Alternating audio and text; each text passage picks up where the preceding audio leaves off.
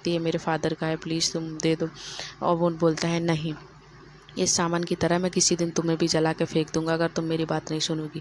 और फिर वो वहाँ से रोते गाते आ जाती है और फिर उसको बोलने लगता है वो कि जाके तुम नहा लो, तुम्हारे अंदर से तुम्हारे परिवार की स्मेल आ रही है, जो कि सुपरिवार में मैं बहुत ज़्यादा नफरत करता हूँ। और उसके बाद वो बोलने लगती है कि मेरे अंदर से नहीं, तुम्हारे अंदर से स्मेल आ रही है, क्योंकि तुम एक कातिल हो जिसने मेरे पिताजी को मारा है। और फिर वो उसको बहुत ज़्यादा क्लोज आ जाता है और बोलता है तुम्हें मेरे साथ ना आना है तो कोई बात नहीं।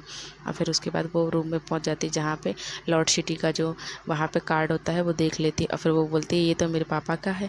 और फिर उसके बाद वो रोने लग जाती है और फिर वहीं पे वो लेट जाती है। और फिर वो लेटे लेटे सोच रही होती है कि मेरे साथ कितना ज़्यादा गलत हुआ और मेरे साथ वो बचपन का सीन, जो बचपन में मैं जिसको इतना ज़्यादा प्यार करती थी, बहुत ज़्यादा, मैं आज तक उससे दोबारा मिल भी नहीं पाई, उसी के साथ मैं अपना फ्यूचर देखूँगी। और उसके बाद फिर नेक्स्ट मॉर्निंग होती है तो वहाँ पे नियॉन आई होती है। नियॉन उसको बोलती है क्या हुआ, तो मिस्टर लॉन्ग तुम्हारे पास नहीं है, कहाँ गए? वो बोलती मुझे नहीं है पता, यहीं कहीं गए होंगे, तुम देख लेना।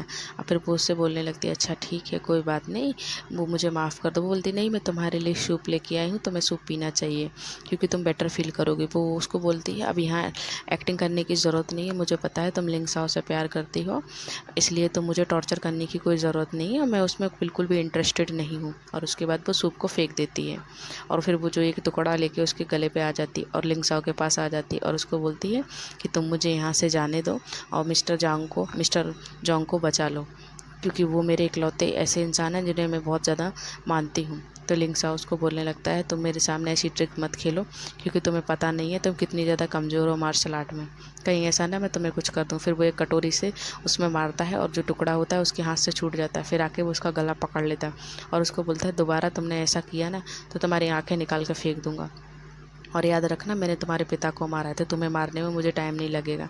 फिर वो वही मोहर फिर से देखती है जो कि लॉर्ड सिटी की होती है, जो उसके पिताजी थे उनकी ही मोहर होती है। और अभी लॉर्ड सिटी में नया लॉर्ड बन गया था लिंगशा, इसलिए वो मोहर उसके पास आ जाती है और वो उसको बोलती तुम धोखेबाज हो, तुमने मेरे पिता को धोखे से मारा और ये सिटी और ये मोहर तुमने सब ले ली और मेरे सारे परिवार को सबको बर्बाद कर दिया। फिर वो उसको बोलता है तुम्हें जीना चाहती है तो अच्छे से मेरा, वो बोलती ठीक है। वो बोलता है मेरे कपड़े बदलने में मेरी मदद करो। वो उसके कपड़े बदलने लगती है और फिर जो पास में रखी हुई मोहर होती है वो